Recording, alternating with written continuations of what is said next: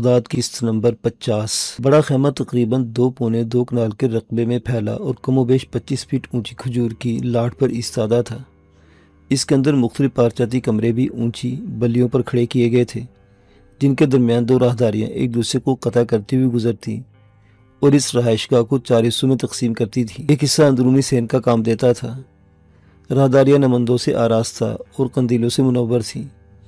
کمروں کو قالینوں اور ان کی دیواروں رنگدار ریشمی کپڑوں سے سجایا گیا تھا۔ ایک بڑے کمرے میں، جو شمال مشرقی کونے پر الگ تھلگ واقع تھا، چاندی کا ایک بڑا فانوس آویزاں تھا، جس کی کئی شاخوں پر بیدود شمع روشن تھیں۔ بنو کلب کی عورتیں شہزادی کو لے کر اسی کمرے میں داخل ہوئیں، جہاں آرائش کی ہر شے موجود اور شاہانہ عظمت کی مظہر تھی۔ اندر ایک انتہائی خوبصورت مسہری پر ناموس روشنی میں جھلمل کرتے زرعی اور سیمی تاروں سے اور رنگین پھندنوں سے آراستہ تھی۔ اوپر قیمتی سمور کا بستر بچھایا تھا اور مسہری کی چاروں جانب ایسے باریک ریشمی پردے لٹک رہے تھے کہ نگاہیں آر پار ہوتی تھیں۔ یہی شہزادی نجم کا حجرہ عروسی تھا، جہاں آج رات ابن حرب کو داخل ہونا تھا۔ 2 قلبی عورتوں نے مسہری کا پردہ اٹھا دیا اور شہزادی کو لے کر اس مسہری پر بیٹھ گئی۔ وہ بتا رہی تھی، یہ بڑا خیمہ اسی کے لیے لگایا گیا ہے اور اب وہ یہی مستقل قیام کرے گی۔ امبر کمرے کی خوب اور خوبصورتی اس کے شاہانہ انداز دیکھ کر دنگ رہ گئی، جیسے الف لیلا کی کسی روایتی اور طلسمی کوشک میں آ گئی ہو۔ سوچ بھی نہیں سکتی تھی کہ صحراؤں میں رہنے والے بدوی قبیلے ایسی شاہانہ زندگی بسر کرتے ہوں گے۔ اگرچہ سردار نعمان کا بھی خیمہ، جہاں شہزادی کو بطور مہمان ٹھہرایا گیا، بنی کلب کے عام خیموں سے مختلف بڑا وسیع اور قیمتی سامان سے آراستہ تھا، جیسے سرداروں کے خیمے ہوتے ہیں، لیکن شہزادی نجم اور ابن حرب کے جو خیمہ لگایا گیا وہ تو بغداد کی شاہی محل سراؤں کا نقشہ پیش کرتا اور اس کی خوابگاہ یا حجرہ عروسی پر کسی روضۃ السحر کا گمان ہوتا تھا۔ خاص طور سے اس کی قیمتی اور شاہی ساز و سامان کو دیکھ کر امبر نے اندازہ لگایا کہ بنی کلب نے نادر اشیاء ضرور کسی بڑی جنگ میں لوٹی ہوں گی، جن کی نمائش شہزادی کی شادی پر ضروری سمجھی گئی۔ وہ یہ نہیں جانتی تھی بڑی جنگ کب اور کہاں ہوئی تھی۔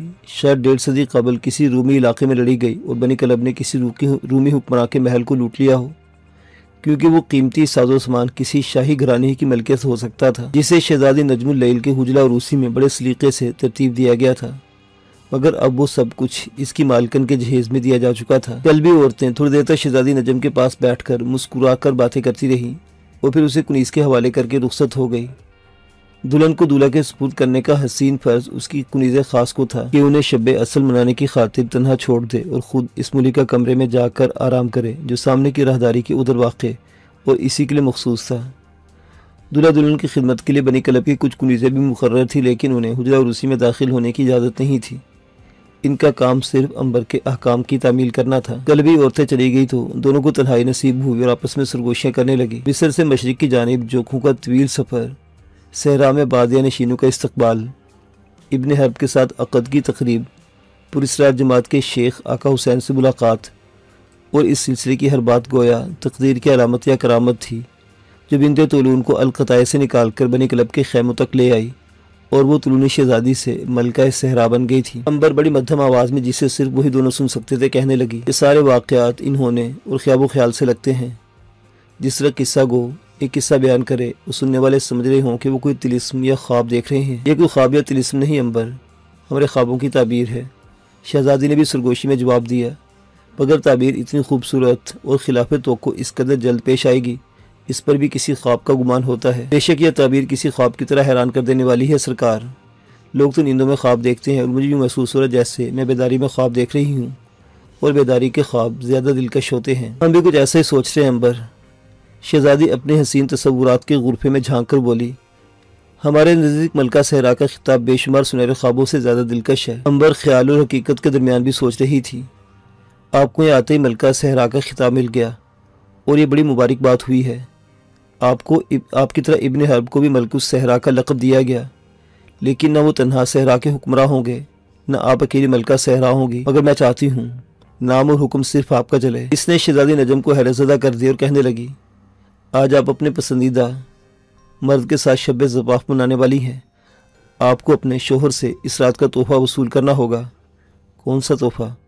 اپنے نام، حکم اور اختیار کا تحفہ۔ ابھی الفاظ امبر کی زبان پر تھے کہ راہداری میں قدموں کی آہٹ کے ساتھ ابن حرب کی آواز سنائی دی۔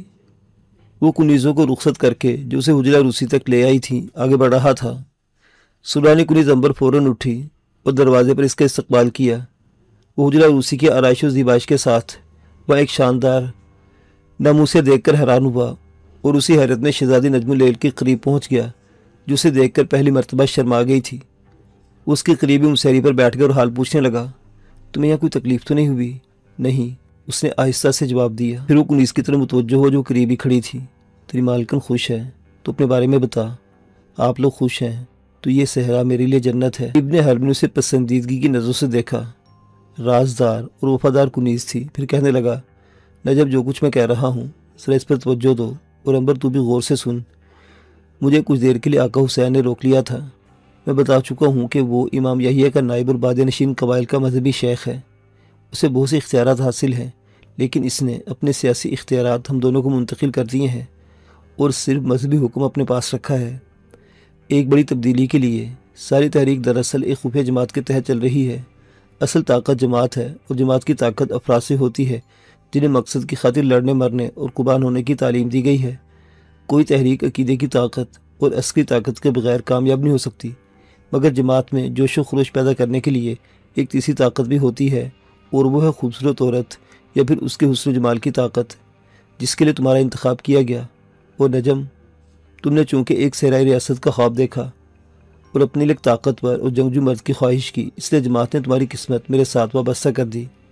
آج ہم دونوں رشتے ازدواج میں منسلک ہو گئے، مگر آج ایک حیرت انگیز بات پیش آئی جس نے آقا حسین کے ساتھ قبائلی صداروں کو بھی مبہوت اور مسحور کر دیا، اور وہ بات تنہائی میں میرے اور آقا حسین کے درمیان موضوع گفتگو بنی۔ نجم، تم یہ سن کر حیران رہ جاؤ گی۔ آج قبائلی سرداروں اور ان کے نائبوں کے ساتھ تم نے جس شاہانہ لہجے میں بات کی اور جس طرح انہیں اپنی تلوار دشمن کے خون سے سیکل کرنے کا اشارہ دیا، اس نے آقا حسین کو تمہاری حکمرانی کی اعلیٰ صلاحیتوں کا گرویدہ بنا دیا، اور وہ اعتراف کرتا ہے کہ تمہارے حسن میں مسحور کر دینے والی طاقت اور لہجے میں وہ حکم ہے جو بہادروں میں جنگ کا ولولہ پیدا کرتا ہے۔ وہ تمہاری آمد کو جماعت کے لیے معجزہ قرار دیتا اور چاہتا ہے کہ تم اپنے حسن کے جادو اور الفاظ کے شعلوں سے صحرا نشینوں کی نبضوں میں جنگ کی آگ بھڑکا دو۔ جب شیخ نے اپنی خواہش کا اظہار کیا تو میں نے اسے ایک مطالبہ کیا، اور مطالبہ یہ کیا کہ ملکہ صحرا کی حیثیت سے تمہیں صحرائی قبیلوں پر مکمل اختیار و حکم کا درجہ حاصل ہونا چاہیے، اور کوئی تمہارے اختیارات میں مداخلت نہ کرے۔ یہ بھی بتا دوں کہ اختیار اعلیٰ امام کو حاصل ہے، لیکن علاقائی سطح پر اختیارات اس کے نائب فوجی سالار اور قبائل میں منقسم ہیں، جن کی منظوری جماعت کے داعیوں، سرداروں اور اخوان کی مجلس دیتی ہے۔ اختیارات کی اس تقسیم کے مطابق آقا حسین کا مذہبی نائب اور جانشین ہے، میں اس کے جنگی سردار یا سپہ سالار ہوں، اور تم بادیہ نشین قبائل کی ملکہ بنا دی گئی ہو۔ جب میں نے آقا حسین سے تمہارے حکم اختیارات کی بات کی تو یہ بھی بتا دیا کہ میں اپنا اختیار تمہارے سپرد کرتا ہوں اور تمہارا ہر حکم تسلیم کروں گا، جس پر وہ حیرت زدہ سا رہ گیا اور کہنے لگا، وہ تمہاری حاکمانہ صلاحیت کا معترف ہے۔ اس نے میرا مطالبہ تسلیم کیا اور مجلس سے بھی منظوری لینے کا وعدہ کیا ہے۔ تو نجم، آج شب روسی پر میں تمہیں حکم اختیار کا تحفہ پیش کرتا ہوں۔ تم صرف نام کی ملکہ صحرا نہیں بلکہ جماعت سے وابستہ صحرائی قبیلوں پر تمہارا مکمل حکم جاری ہوگا۔ اس نے جماعت و تحریک کے بارے میں سب کچھ بتا دیا تھا اور کوئی بات اوجھل نہ رکھی تھی، حکم و اختیار کی وضاحت بھی کر دی تھی۔ شہزادی نجم اور عنبر دونوں تحریک کا مقصد بھی سمجھ گئی تھیں، اور اب انہیں جماعت کی صحرائی طاقت کا بھی اندازہ ہو گیا تھا، لیکن دونوں حیرت کی نظروں سے ایک دوسرے کو دیکھنے لگی۔ ابن حرب کے آنے سے پہلے عنبر اپنے مالکن کو یہ سمجھا رہی تھی کہ وہ شادی کی پہلی رات اپنے دولہا سے حکم اختیار کا تحفہ وصول کرے، اور دلہن کو بھی ابھی بات کرنے کا موقع نہیں ملا تھا کہ ابن حرب نے وہ تحفہ از خود پیش کر دیا تھا۔ دونوں اس بات پر حیران تھی کہ اسے محض اتفاق سمجھ لیں یا تقدیر کی وہ طاقت ہے جو خوش نصیب ہستیوں کے آگے آگے سفر کرتی اور ان کی کامیابی کی راہیں ہموار کرتی چلی جاتی ہے۔ لیکن اتنا اہم واقعہ صرف اتفاقی نہ ہو سکتا تھا۔ تھوڑی دیر پہلے وہ دونوں قسمت کی یاوری پر گفتگو کر چکی تھیں، اور عنبر نے اسے ایک شگون لیا تھا، تو یہ قسمت کا حیرت انگیز کھیل تھا جس نے دونوں پر ایک نئی حیرت طاری کر دی۔ ابن حرب ان مفہوم سمجھنے سے قاصر تھا، کہنے لگا، شاید تمہیں میری بات پر تعجب ہو رہا ہے نجم، لیکن میں نے جو راستہ اختیار کیا وہ جنگ و جدل کی طرف جاتا ہے، اور اسی راستے پر چل کر میں تمہارے خواب کی تعبیر مہیا کر سکتا ہوں۔ مگر جنگوں میں جیت بھی ہوتی ہے، ہار بھی، سپاہی لڑتے کٹتے مرتے ہیں، اور کبھی کبھی دشمن کی طاقت اپنے حریف کا پورا شیرازہ بکھیر دیتی ہے۔ اس لیے میں نے تمہارے حکم اختیار کے لیے سوچا ہے، کیونکہ شہد کی مکھیاں اگر بکھر جاتی ہیں تو کچھ نہیں ہوتا، مکھیوں کی ملکہ زندہ رہے تو چھتا پھر بن سکتا ہے۔ تمہیں بھی ملکہ صحرا کی حیثیت سے جماعت کے چھتے کی حفاظت کرنا ہوگی۔ اس بات نے شہزادی کو ایک نئے اچنبے سے دوچار کر دیا۔ ابن حرب اس کے خواب کو معرض وجود میں لا رہا اور اپنا اختیار بھی اسے سونپ رہا تھا۔ اس نے فرت مسرت میں اپنے جنگجو دولوں کو پکڑا اور کپکپاتی آواز میں کہا، ابن حرب، جو کچھ تم نے ہمارے لیے کیا کوئی دوسرا نہیں کر سکتا تھا۔ تم ایک جنگی مرد ہو اور ہم پر بالادست ہو، لیکن تم نے بالادست ہو کر بھی ہماری برتری قائم رکھی ہے۔ ابن حرب نے مسکراتی نظروں سے دیکھا، تم جیسی حسین عورتیں مردوں سے بالاتر ہوتی ہیں نجم۔ بے شک دانشور حسن و جمال کی برتری کو مانتے ہیں، لیکن جنگجو اور طاقتور مرد اپنے بازوں کی بے پناہ قوت سے حسین عورتوں پر بالادستی حاصل کرتے اور انہیں اپنی طاقت و مرضی کا پابند بنا لیتے ہیں، جبکہ تم نے اپنا ہر اختیار ہمیں سونپ دیا ہے۔ میں اپنی ساری جنگی وحشت صرف اپنے دشمن کے لیے محفوظ رکھتا ہوں اور حسین عورتوں سے محبت کا برتاؤ کرتا ہوں۔ شہزادی نجم پرانی یادوں میں کھو گئی اور اس کی نظروں میں فرعون خوفو کے حرم میں اس کی ملکہ کے زیر زمین مقبرے کا منظر گھوم گیا، جہاں ان دونوں نے باہم پیمانے محبت باندھا تھا، ایک دوسرے سے کچھ عہد کیے تھے۔ تو پیار کے گہرے جذبوں میں ڈوب کر بولی، تم نے فرعون کے حرم میں جو قول ہمیں دیا تھا وہ پورا کر دیا۔ ہم نے بھی جو وعدہ تم سے کیا تھا اسے ایفا کریں گے اور تمہاری راحتوں کے لیے کوئی کسر نہ اٹھا رکھیں گے۔ جب ان دونوں کے درمیان عہد و پیمان ہوئے تھے، امبر اس وقت حرم کے زیر زمین دوز مقبرے میں موجود تھی۔ آج جب ایفائے عہد کی ابتدا ہو گئی اور دونوں رشتہ ازدواج میں منسلک ہو چکے تھے، وہ ان کے حجرہ عروسی میں حاضر تھی۔ شہزادی نجم نے ایک نظر امبر پر ڈالی جو قریبی کھڑی تھی، پھر ابن حرب سے کہنے لگی، تمہیں یاد ہوگا جب ہم فساد کے ساحل سے روانہ ہوئے تو ہم نے کشتی میں ایک بات کہی تھی۔ ابن حرب نے بھی سوڈانی کنیز کو دیکھا، یاد ہے تم نے کہا تھا کہ ہم تینوں ایک ہیں۔ شاید تمہارے ذہن میں خلجان ہوگا کہ ہم نے امبر کو اپنے معاملے میں شریک کیوں کر لیا ہے۔ یہ کہہ کر وہ ایک پل کے لیے رکی، کچھ سوچتی رہی، پھر بولی، ہمارے درمیان ایک ایسا واقعہ پیش آ چکا ہے جسے بیان کرنا مناسب نہیں، مگر تم جاننا چاہو تو ہم اسے بیان کر سکتے ہیں۔ ابن حرب کے دل میں تجسس کی ایک لہر دوڑ گئی۔ شہزادی نے کسی ناقابل یقین واقعے کی شنید اس کی مرضی پر چھوڑ دی تھی۔ اس نے معاملے کی صورت پر غور کر کہا، تم جس واقعے کو بیان کرنا مناسب نہیں سمجھتی، اس واقعے کو سننا مناسب نہیں سمجھتا، جو بات تم دونوں میں طے پا چکی ہے، بے شک اسے اخفا میں رہنے دو۔ بس میرے لیے ہی کافی ہے کہ امبر تمہاری عزیز ترین اور وفادار کنیز ہے۔ یہ تمہاری اعلیٰ ظرفی ہے ابن حرب کے، تم کچھ جاننے کی ضرورت نہیں سمجھی، مگر اتنا بتا دیں گے، اس واقعے کے بعد ہم امبر کو خود سے علیحدہ نہیں سمجھتے اور آج اپنی شادی کی پہلی رات اسے تحفے کے طور پر تمہیں ہبہ کرتے ہیں۔ امبر ابھی تک باقرہ ہے اور تمہیں دینے کے لیے ہمارے پاس اس سے اچھا تحفہ کوئی نہیں۔ مجھے تمہارا یہ تحفہ دل سے قبول ہے۔ یہ کہہ کر اس نے سوڈانی کنیز کا سانولا سرونا ہاتھ پکڑا اور اسے بھی مسہری پر اپنی بائی جانی بٹھا لیا۔ امبر کی کپکپاتی آواز سنائی دی، میں تو آپ کے قدموں میں بیٹھنے کے لائق ہوں آقا۔ نہیں امبر، ابن حرب نے جواب دیا، عورت کا کردار اسے عزت بخشتا ہے۔ تو نے اپنی وفاداری سے نجم کے دل میں گھر کر لیا ہے، تو میرے دل میں بھی رہے گی۔ کنیز کو اپنے آقا کا پورا اعتماد چاہیے، میں کوئی بات ادھوری نہیں رہنے دیتا امبر۔ ابن حرب نے یہ معلوم کرنے کی کوشش نہیں کی تھی کہ کس واقعے نے کنیز اور مالکن کو یکجان دو قالب کر دیا تھا، مگر جہاں امبر کو اپنے اعتماد میں لیا اور نجم اللیل کو یقین دلایا کہ جو سوڈانی کنیز دوشیزہ لونڈی کی صورت میں پیش کی گئی ہے وہ اسے عزیز رکھے گا اور کسی شکایت کا موقع نہیں دے گا۔ اس باہمی اعتماد اور یقین دہانی کے بعد اس نے ان دونوں سے کچھ کھلی کھلی باتیں مناسب سمجھی اور کہا، میں یہ حقیقت واضح کر دینا چاہتا ہوں کہ اگر جماعت کو میری ضرورت ہے، کیونکہ میں ایک جنگجو فوجی مرد اور شاہی لشکروں سے مقابلے کے داؤ پہ جانتا ہوں، تو نجم اللیل جیسی حسین و جمیل عورت بھی اس کی ایک اہم ضرورت ہے، جو صحرائی قبائل کو اپنے حسن و جمال کے جادو سے مسحور کرے، اپنی خوبصورتی سے انہیں جماعت کے وفادار رکھے اور اپنے الفاظ کی آگ سے ان کے نبضوں میں دوڑتا ہوا قبائلی لہو گرماتی رہے۔ صحرا نشینوں میں یہ خصوصیت پائی جاتی ہے کہ وہ حسین عورتوں کے گرویدہ ہو جاتے ہیں، اس کے حکم کی تعمیل ضروری سمجھتے اور ایک اشارے پر کٹ مرتے ہیں۔ صدیوں قبل ملکہ الزبا صحرائی قبیلوں میں ایک دیوی کی طرح پوجی جاتی تھی۔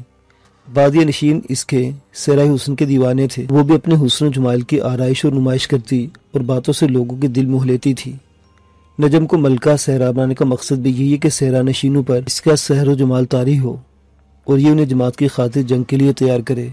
آج آقا حسین نے سب لوگوں کے سامنے نجم کے چہرے سے نقاب الٹ دینے کی فرمائش اس لیے کی تھی کہ قبائلی سردار ان کے نائب و دوسرے لوگ ملکہ صحرا کا جلوہ حسن دیکھ لیں۔ اگر اس نے مجھے اپنا مصنع بنایا ہے تو نجم اللیل کو دوسری ملکہ الزبا بنانا چاہتا ہے، اور نجم میری اپنی خواہش یہی ہے کہ تم ایک زبردست ملکہ صحرا بنو۔ تمہیں الزبا کا روپ پسند ہے اور اس سے زیادہ خوبصورت بھی ہو، اس لیے آئندہ تم لوگوں کے سامنے بے نقاب اور بے حجاب آؤ گی، قبائلی سرداروں اور ان کے نائبوں سے اسی تحکم سے بات کرو گی جس کا مظاہرہ آج کر چکی ہو۔ انہیں مسور و مروب رکھنا ضروری ہے اور جماعت کے لیے تمہیں سب کچھ کرنا ہوگا۔ جس طرح جنگی قوت ایک نتیجہ پیدا کرتی ہے، اسی طرح حسن بھی ایک نتیجہ رکھتا ہے اور پرشوکت الفاظ اپنا اثر دکھاتے ہیں۔ پھر اس نے امبر کی طرف دیکھا، اور امبر، جماعت کے لیے مجھے تیرے تعاون کی بھی ضرورت ہوگی۔ اگر کوئی خدمت تیرے سپرد کی گئی تو خدمت بجا لانا ضروری ہوگا، اور اس کا صلہ تیری مرضی کے مطابق ہوگا۔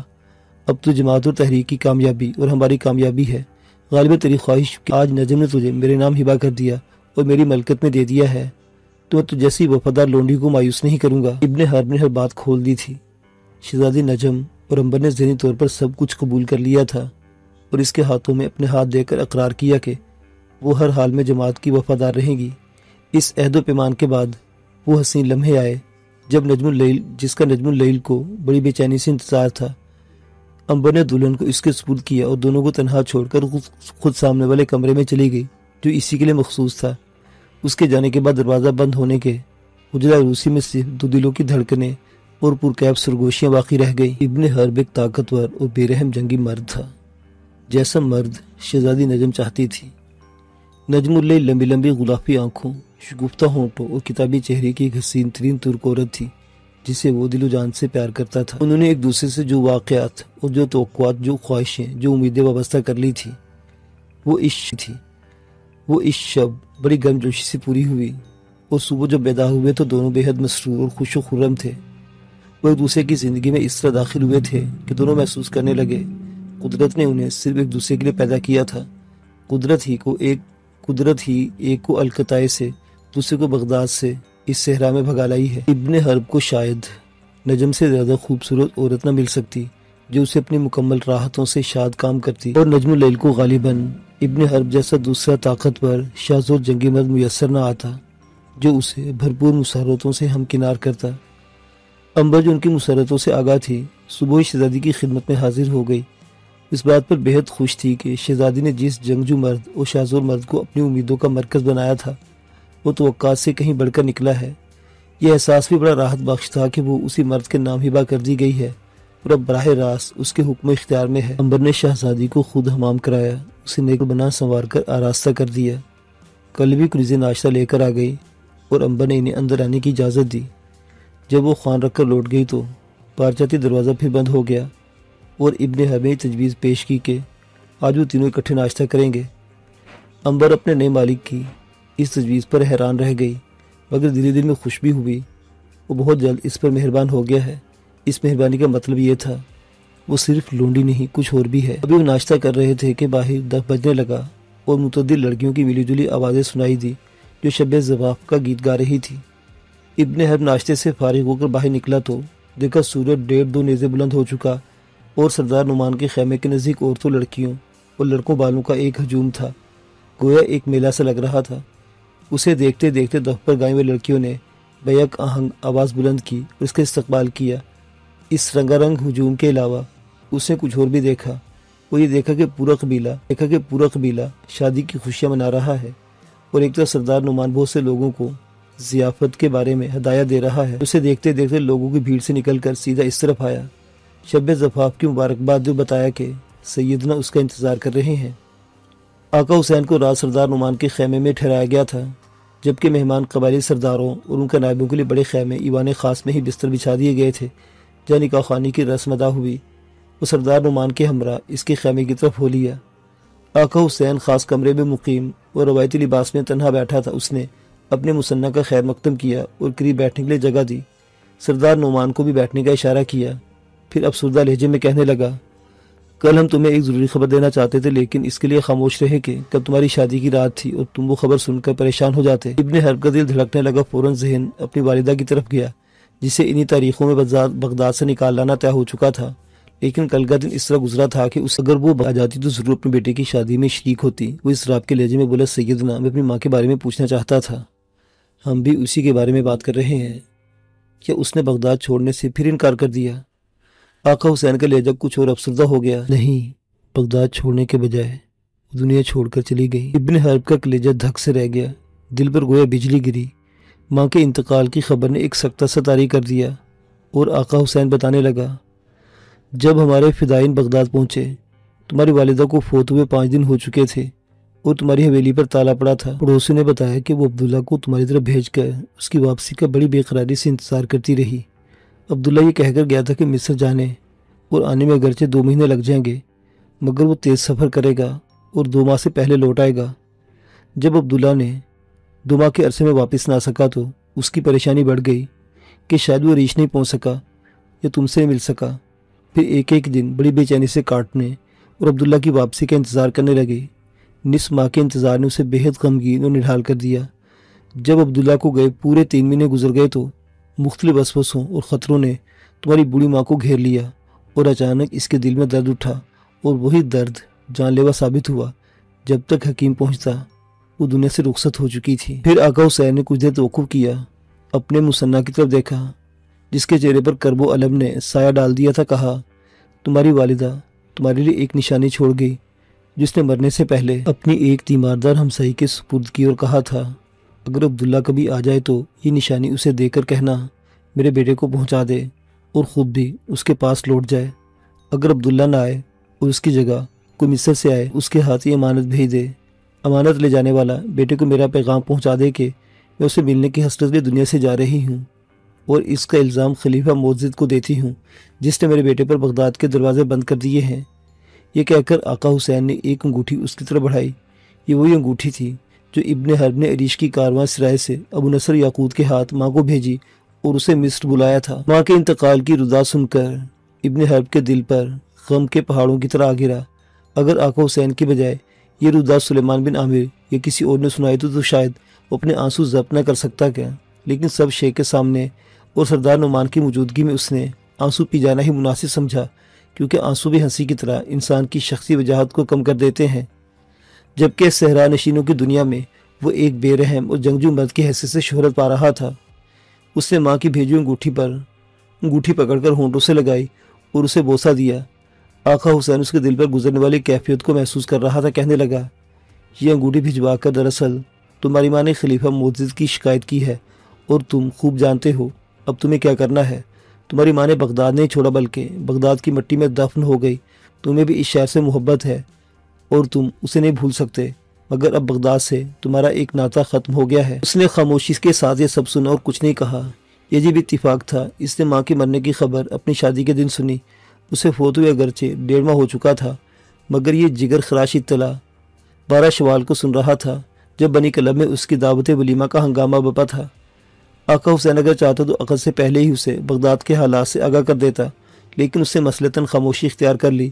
اب جب کہ اپنی دلہن کے ساتھ شب زفاف منا چکا اور اس کی راحتوں میں حصہ لے چکا تھا، اسے والدہ کے سانحہ مرگ سے مطلع کر دیا۔